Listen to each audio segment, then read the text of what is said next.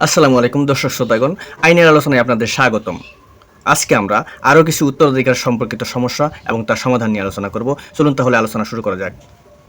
একজন মুসলিম ব্যক্তি মৃত্যুবরণ করার পর তার জীবিত উত্তরাধিকারীগণ হচ্ছেন দুইজন বৈপিত্রীয় ভাই, দুইজন বৈপিত্রীয় বোন এবং দুইজন আপন ভাই। তাহলে আমরা জানি যে বৈপিত্রীয় ভাই এবং বৈপিত্রীয় বোনরা যদি একাধিক হয় তাহলে 1/3 সম্পত্তি পুরাণিক শেয়ার হিসেবে পায়। এক্ষেত্রে ভাই এবং বোন হওয়ার কারণে 2:1 অনুপাতে ডক্টরিন অফ তৌসিফ নীতি অ্যাপ্লাই হবে না। বৈপিত্রীয় ভাই এবং বৈপিত্রীয় বোনের ক্ষেত্রে ডক্টরিন অফ তৌসিফ নীতি প্রয়োগ হয় না। তাই তারা একাধিক হওয়ার কারণে 3/1 সম্পত্তি পাবে এবং এই 4জন ভাই বোন তারা নিজেদের মধ্যে ওই 3/1 সম্পত্তি ভাগ করে নেবে। এবং দুইজন আপন ভাই, আমরা জানি আপন ভাইয়ের যদি বঞ্চিতকারী কেউ না থাকে তাহলে আপন ভাইরা অবশিষ্ট ভোগী হিসেবে সম্পত্তি পায়। যেহেতু 3/1 সম্পত্তি বন্টন হয়ে গেছে, অবশিষ্ট সম্পত্তি থাকে 3/2। এই 3/2 সম্পত্তি আপন ভাই দুইজন ভাগ করে নেবেন, তাহলে সম্পূর্ণ সম্পত্তি বন্টন হয়ে যাবে। আরেকটি সমস্যা যদি আমরা দেখি, সেখানে একজন মুসলিম ব্যক্তি মৃত্যুবরণ করার পর তার জীবিত উত্তরাধিকারীগণ হচ্ছেন দুইজন বৈপিত্রীয় ভাই, একজন আপন বোন, একজন বৈমাত্রীয় বোন। তাহলে আমরা জানি একাধিক বৈপিত্রীয় ভাই আছে, তাহলে তারা 3/1 সম্পত্তি পাবে। যেহেতু তারা অবশিষ্ট ভোগী হতে পারে না, তাই কোরআনিক শেয়ার হিসেবে বৈপিত্রীয় ভাইরা একাধিক হলে বা বৈপিত্রীয় ভাই বোন একত্রে একাধিক হলে তারা 3/1 সম্পত্তি পায়। তাই দুইজন বৈপিত্রীয় ভাই 3/1 সম্পত্তি পাবে এবং তারা নিজেদের মধ্যে ভাগ করে নেবে। আপন বোন, যেহেতু তাদের বঞ্চিতকারী কেউ নেই, তাই আপন বোন হাফ অংশ সম্পত্তি পাবে এবং আপন বোন হাফ অংশ সম্পত্তি পাওয়ার পর বৈমাত্রীয় বোন 6/1 সম্পত্তি পাবে। কারণ একজন আপন বোন থাকলে বৈমাত্রীয় বোনের যদি কোনো বঞ্চিতকারী না থাকে তাহলে বৈমাত্রীয় বোনরা 6/1 সম্পত্তি পায়।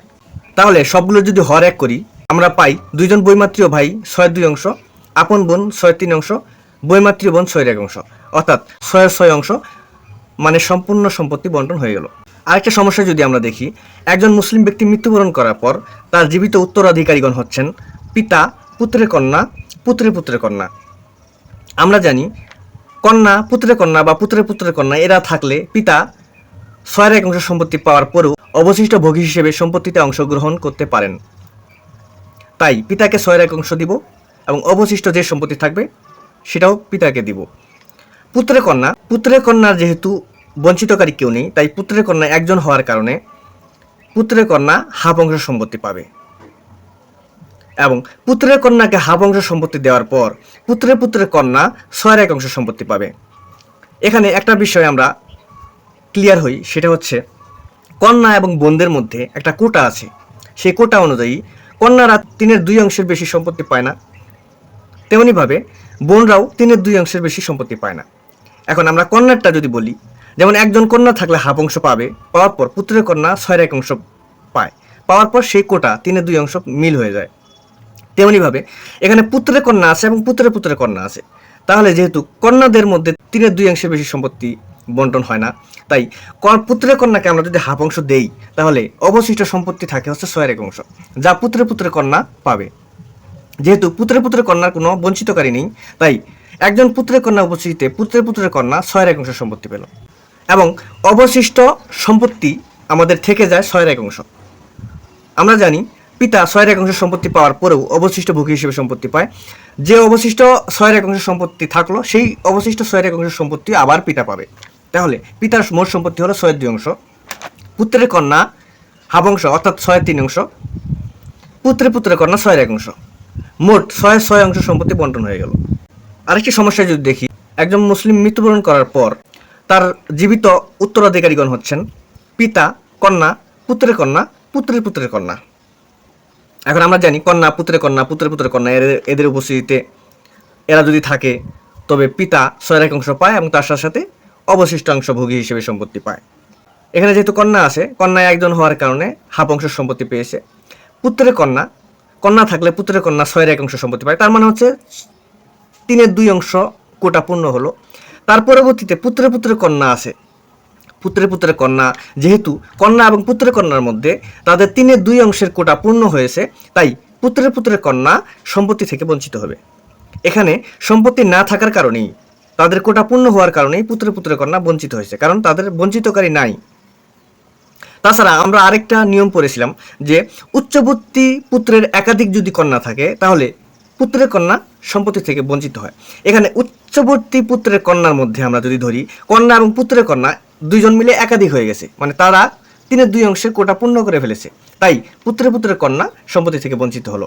এখন কন্যা এবং পুত্রের কন্যাকে দেওয়ার পরেও অবশিষ্ট সম্পত্তি থেকে যায় 1/6।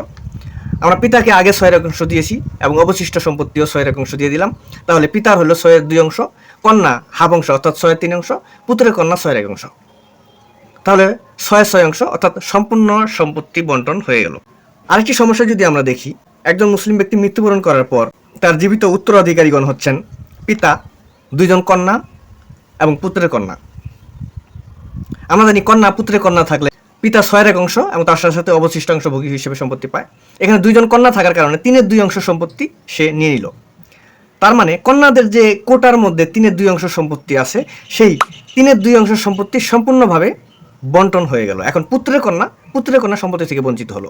তাছাড়াও আমরা একটা নিয়ম পড়েছিলাম, যেখানে পুত্রের কন্যা কখন বঞ্চিত হয়।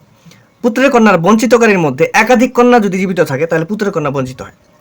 সেই হিসাবে এবং কোটার হিসাব করলে আমরা পুত্রের কন্যাকে এখানে সম্পত্তি দিতে পারবো না, পুত্রের কন্যা সম্পত্তি থেকে বঞ্চিত হবে। তাহলে 2 জন কন্যাকে 3/2 দেওয়ার পর অবশিষ্ট 6/1 সম্পত্তি থেকে যায়। পিতাকে 6/1 দেওয়ার পর অবশিষ্ট 6/1 দিলে পিতার হয় 6/2 এবং কন্যাকে 3/2 অর্থাৎ 6/4 সম্পত্তি দিলাম, তাহলে 6/6 সম্পত্তির বন্টন হয়ে গেল এবং সম্পূর্ণ সম্পত্তি বন্টন হয়ে গেল।